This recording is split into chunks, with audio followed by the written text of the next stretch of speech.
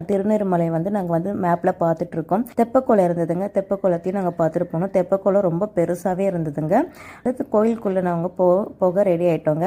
அங்கே பார்த்தீங்கன்னா கன்றுக்குட்டியெல்லாம் இருந்தது. அதெல்லாம் பார்த்து ரசிச்சுட்டு அப்புறம் வந்து நான் மலை ஏற ஸ்டார்ட் பண்ணிட்டேன்.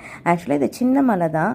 நான் இது ஃபஸ்ட் டைம் போகிற இந்த மலை மேலே ஏறி நான் வந்து சந்தோஷமாக போகிறனால எனக்கு ரொம்பவே மூச்சு வாங்க ஆரம்பிச்சிட்டு ஒரு வெளியே நான் மேலே ஏறி போயிட்டேங்க. மேலே ஏறி போய் பார்த்துட்டு அந்த வியூலாம் நான் சுற்றி பார்த்தேன். நல்லா இருந்தது. ஏன்னா நம்ம வந்து மூச்சு வாங்க ஏறி வந்தோம். கொஞ்சம் ப்ரீத் பண்ணவும் நம்ம வியூ பார்க்கவும் கொஞ்சம் ரிலாக்ஸாக இருந்தது.